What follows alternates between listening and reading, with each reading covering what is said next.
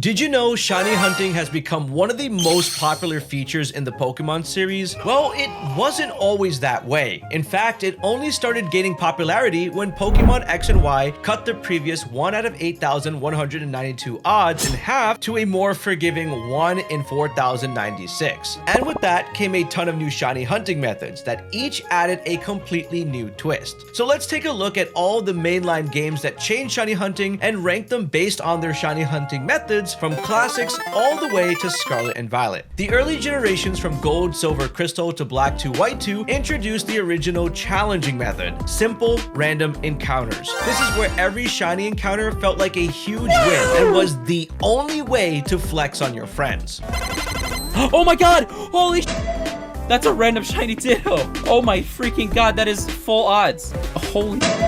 But then different colored Pokemon didn't even have an official name at first, and depending on where you looked, some games called them rare, while others called them color Pokemon. Funnily enough, it was actually Pokemon fans who came up with the term shiny Pokemon, which fits way better than the other names. Anyway, even though getting a shiny was pretty hard, Generation 2 introduced an interesting twist. Breeding a shiny Ditto with any other Pokemon gave you a boosted 1 out of 64 chance of hatching another shiny, which almost foreshadowed what would later be known as the Masuda method. Those early random encounter hunts might not have been the easiest, but they definitely set the stage for easier methods that we know today. So I'll put these games in the S rank as they're the most satisfying, but since this is just about getting a shiny as easily as possible, I'll be putting it in D. But feel free to argue against any of my tier ranks in the comments below because shiny hunting is different for everybody. However, when X and Y dropped, shiny hunting became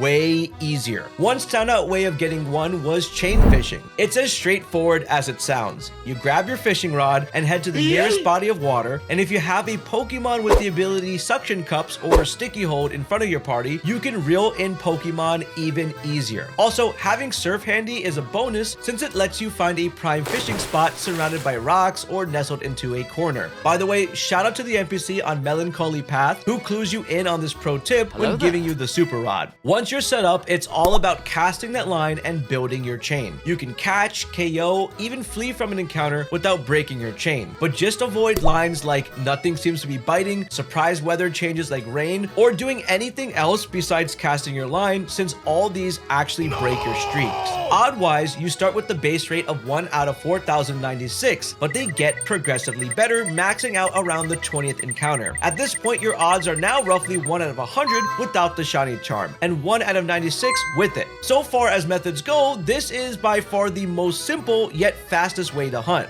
One extra one. Oh my god! Oh my god! Oh my god, shut up! Because this is the fastest way to hunt, but it only applies to fishing Pokemon, we're gonna currently put X and Y in the C tier. But we're not done with this game. Let's swap our fishing rods for friend codes and dive into the friend safari to see if that ranking changes. Sadly, with the 3DS Online connectivity shutdown, this feature is now a thing of the past. But if you happen to have any friends added before then, you could still hunt here. And by the way, I'm proud to say that I have a Dragon Friend Safari. Let me know what yours was if you did play X and Y. After beating the Elite Four, players unlocked Kilowood City, which held the entrance to the Friend Safari. To use this feature, all you needed was a friend's unique code. Whether you traded the codes locally or found one online, each one came with a type-specific Safari Zone and a set of 3 Pokemon. But the best part was that the Friend Safari had a built-in shiny rate of 1 out of 512. Yo, look at that. Dude, that's awesome. All right, it's staying in now. Which could not be helped by the shiny charm, which meant it was perfect for trainers who did not complete their national decks. The Friend Safari also made shiny hunting feel like an actual community-driven experience where sharing codes with their friends and encountering their zone Pokemon added a lot more excitement to the hunt from the social perspective. This method definitely helped create other future multiplayer hunts in the future. So because of this feature, we'll move the X and Y feature up to the S tier. And let's see if it stays here because there is is another shiny hunting method, even better, which is encountering more than one Pokemon at a time. It's actually finding 5 at once. This is known as Horde hunting in Pokemon X and Y, which was a brand new way to boost shiny odds by allowing players and hunters to encounter 5 Pokemon at the exact same time. The odds without a shiny charm were already good with a 1 out of 819 chance, but they got even better because if you had a shiny charm, that would change to a 1 in 273 chance. This method was so awesome that you could use abilities like Sweet Scent to trigger hordes, or even have Pokemon with the abilities of static or magnet pull to help spawn a certain kind of Pokemon. The only red flag with Horde hunting was the weather, which means things like rain could prevent certain abilities like Sweet Scent from being used, which meant people had to wait until the rain changed or had to change locations completely. But being able to see 5 Pokemon at once made shiny hunting go from a grind into something any average player could do, which made it one of the most popular methods amongst everyone during this generation. Oh, no way! No way! Oh my god! Oh my god, oh my god! Oh my god! No way! Guys, I've never did that before! Oh my god! But of course, we're still not done with X and Y. This is how great this game was. They had a feature known as the Radar. Although this feature technically appeared in Pokemon Platinum, X and Y made it a little bit easier to use. The methods did have its fair share of L's though, like breaking chains due to stupid random encounters or stepping into decoy patches, but if you did manage to get a chain of 40, you could have a 1 in 200 chance to find a shiny, which I think is pretty good.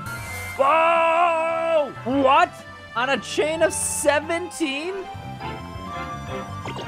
Holy cow! Because it was kind of annoying at times, it does hurt its ranking, but because X and Y had chain fishing, friend safari, the new 1 out of 4,096 odds with the shiny charm, there's just so much happening with X and Y that it's going to have to maintain the S position. Before we move on to the next shiny hunting method, I have to tell you about something shiny from this video's sponsor, Yeelight, and I'll be showing off 3 of their products today. These are the curtain lights, which you can literally make a Pokeball show up on. They were extremely easy to set up and stick onto my glass sliding door. They also come with 20 lighting effects and 170 patterns and have the DIY customization as you just saw. It's completely waterproof and safe for both the indoors and outdoors for all seasons and is part of Yeelight's ecosystem, which lives on their app. These are the permanent outdoor lights, which are really nice to look at. They're also super easy to install. All I had to do was stick them onto the side of my house, plug them in, and watch the magic happen. They have extremely high quality effects. You can use the app as well for lighting effects, and it's also controlled on the smart app with its own DIY customizations. Finally, let's talk about the Christmas string lights, which you can put on a tree or put anywhere you really want. They have a bunch of lighting effects to also choose from. They have something known as RGBIC, which means you can control each individual bulb on there to customize it to whatever you want. It also can do Bluetooth connection with the smart app, just like the other products, and has music mode, so it actually reacts to the sound in real life. Hey, yo, these are light synced. Woo! This is also something that can be used in the indoors and outdoors, so check out Yeelight in the description below, and let's talk about some more shiny hunting methods. Moving on to Omega Ruby and Alpha Sapphire, also known as Oros, these games introduced one of the most popular shiny hunting methods, the Dex Nav. This tool was embedded inside of the PokeNav Plus you were given in the game, and this really changed the way trainers hunted shiny Pokemon by allowing them to search for specific Pokemon in their natural habitats. Unlike the Radar, Dex Nav came with the added bonus of higher level chains, leading to really cool Pokemon that have hidden abilities, improved stats, and even rare egg moves that would otherwise be hard to obtain. The best part, Dex Nav was far more forgiving than Radar. Breaking a chain was harder, which meant hunters could continue without the fear of breaking their chain every time. You could catch or defeat off-target Pokemon, and your chain would remain intact as long as you stayed within the area and avoided flying or teleporting away. And if you ended up chaining 40, you'd end up with a 50% chance to see a shiny within the first 130 encounters. So this is 80, right? Is this 80 or not? Ah! Yes! Yes! Oh my gosh! Oh my gosh! Oh my gosh! Oh my gosh!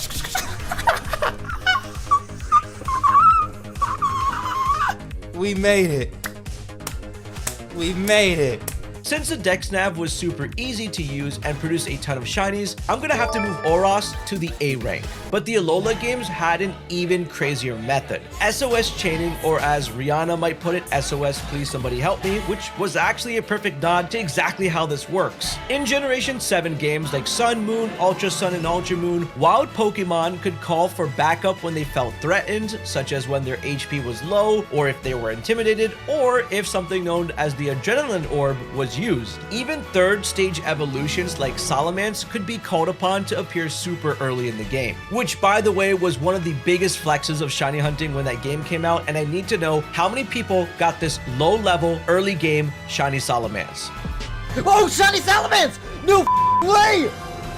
There's no way! That's a shiny 1% chance Salamence. The best part about this SOS method was that it was also boosted by shiny odds. By continuously knocking out ally Pokemon, your chances improved a ton, and after 31 chain calls, you had a 1 in 315 chance without the shiny charm and a 1 in 273 chance with it. But you definitely needed to prep for this kind of hunt and bring a strong team with you. And if you did so, it was super easy to SOS hunt a pretty rare Pokemon, making Alola a really big fan favorite region for dedicated shiny hunters. But because Sun and Moon was just the prototype version to the next games, these games get placed in the B tier. In Ultra Sun and Ultra Moon, players were introduced to another method known as the Ultra Wormhole method. Although, unlike SOS hunting, you actually had to beat the main story to have access to this feature. Once you did, trainers could ride Solgaleo or Lunala through Ultra Space, navigating various wormholes that increase shiny odds the further they traveled. And the crazy part is each type of wormhole actually came with its own unique conditions and Pokemon. For example, white wormholes had Ultra Boost. Type 4 wormholes guaranteed legendary spawns starting at 2,500 light years. And for those who are curious, the higher the light years, the more you're traveling, just so you know. Type 3 wormholes had legendary Pokemon encounters starting at 1,000 light years. Type 2 wormholes were a lot more common at 1,000 light years, and Type 1 wormholes were pretty common early on, but didn't show up as you move further out, which is cool because you can figure out the whole entire strategy with this thing. One key aspect of this method was the shiny odds, which scaled with distance. Type 1 wormholes capped at 1%, while Type 4 reached up to 36%. Also, regular encounters shininess was determined upon entry,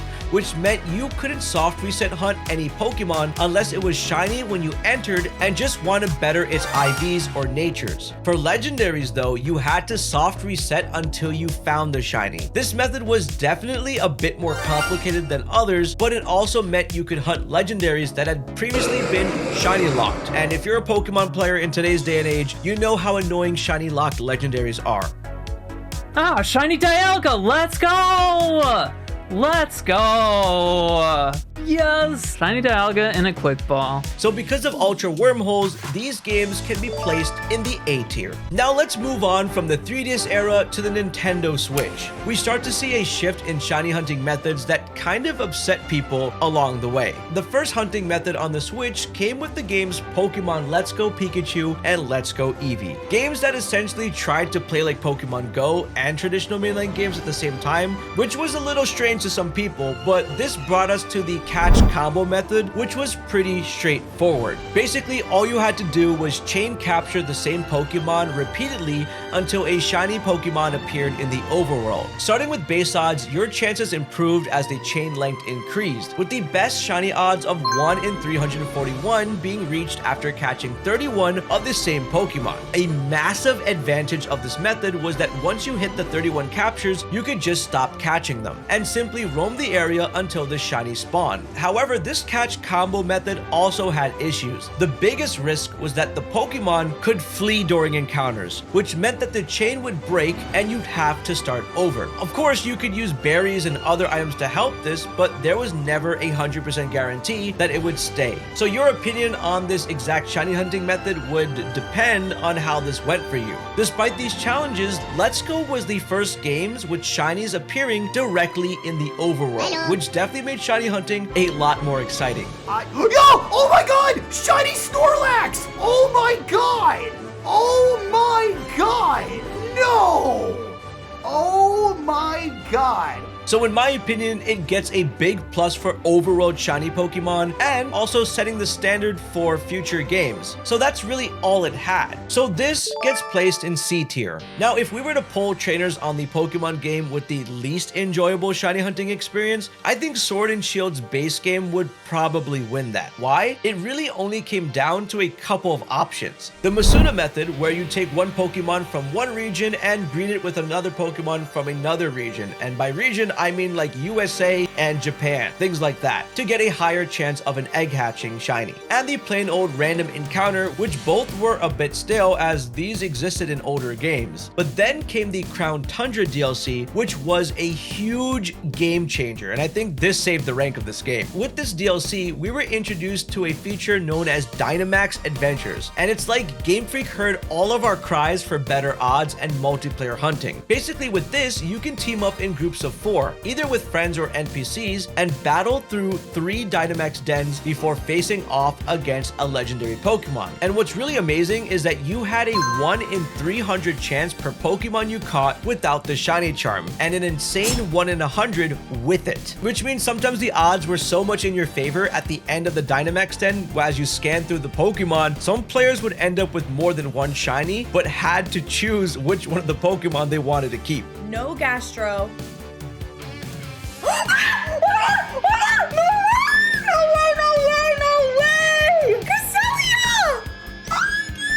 And what's also crazy is that with the introduction of the DLC, you could start doing Dynamax adventures about an hour or so into the game. So there was no endless grind required to unlock it. For a lot of us, Pokemon Sword and Shield was the first game that Pokemon gave us with a shiny hunting mode we could play with friends over Wi-Fi. The Crown Tundra, though, set a new standard for shiny hunting. One that's enjoyable as it's rewarding, which puts Sword and Shield shiny methods in the B tier. Alright, we're gonna breeze through Brilliant Diamond and Shining Pearl because let's be real, those games didn't exactly reinvent the shiny hunting wheel, but in Ramanas Park, it did allow us to shiny hunt legendary Pokemon, so I'll let it slide in the C tier. But let's move on to Pokemon Legends Arceus, or is it Arceus? Because this is where things get interesting. The first method is actually known to some as the Research Dex Completion method, which basically involves you completing Pokédex tasks. Every Pokemon has a research page with tasks that range from catch it X amount of times to watch it use a specific move X amount of times, and once you complete enough tasks to get a Pokemon's research level to 10, your shiny odds for that specific Pokemon jump to a 1 in 2048. And if you go all the way to perfect research, completing every single task, your odds go up to a 1 in 1024. But completing these pages for over 200 Pokemon require a massive grind,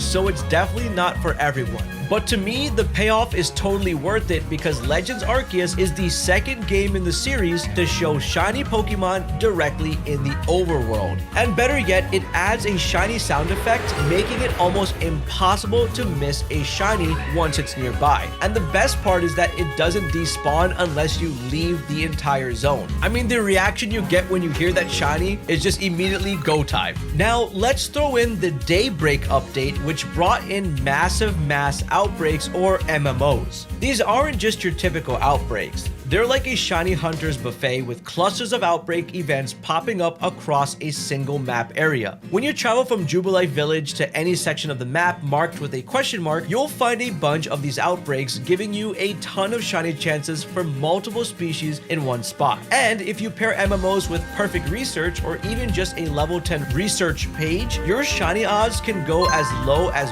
1 in 141 chance. Just be purple, pink, whatever you are. Oh my god! It happened! Oh! Shiny Charizard! Yes! So because Legends Arceus became this combo of combining odds and methods, all while listening for the satisfying shiny charm, I'll put it in the B tier. So now let's talk about one of the newest and most popular shiny hunting methods in Pokemon Scarlet and Violet, the Picnic method. This one's definitely on a lot of players' radars, especially since it's so recent and easy to do once you've completed the main game. I even made a ton of playlists just on using this method almost to catch every Pokemon. After you beat all 3 storylines and tackle a 5 and 6-star raid mission for Jacques, you unlock unlimited access to those raids, which have a chance to drop Herba Mystic Gun. If you combine that Herba with other ingredients in your picnic, you can create specific sandwiches with Sparkling Power level 3. This boost cranks up your shiny odds to 1 out of 1,024 without the shiny charm. And if you want to stack these odds even further and add the shiny charm to your setup, head into an outbreak, then knock out 60 Pokemon, this lowers your odds all the way down to 1 out of 512. There's so many Pokemon that spawn that it just becomes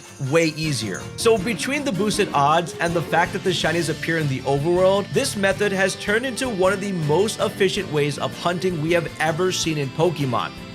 You guys, shiny Houndoom! Let's go! Look at the baby! It's so cute! Oh my gosh, you guys! Hello! Oh my god, it's so cute! But there is one downside. You may have noticed that the shiny sound effect didn't make it into Scarlet and Violet. You have to actually pay close attention to spot shinies visually, which could be an actual skill issue if you're distracted or if the shiny color is really close to the natural color. And believe it or not, shiny hunting in Scarlet and Violet has actually caused a lot of debate. Some people feel this method is so easy and it takes away from the thrill of the hunt, arguing that the high odds and visibility make shinies feel less valuable compared to older, more challenging methods. With that in mind, the Scarlet Violet shiny hunts methods could be S tier, but because of no shiny sound, I'm going to move it to A tier, as this list really focuses on how easy it is to get a shiny and the methods behind it. But honestly, there's no one right way to shiny hunt. We've covered over 15 different shiny hunting methods by now, and everyone has their own favorites. We have to be really excited that what started as a small feature has turned into one of the community's most cherished traditions. Shiny hunting isn't just about catching differently colored Pokemon, it's about really creating the memories and experiences that connect trainers everywhere. And those are the moments we can all look back on in the future with a ton of pride and nostalgia.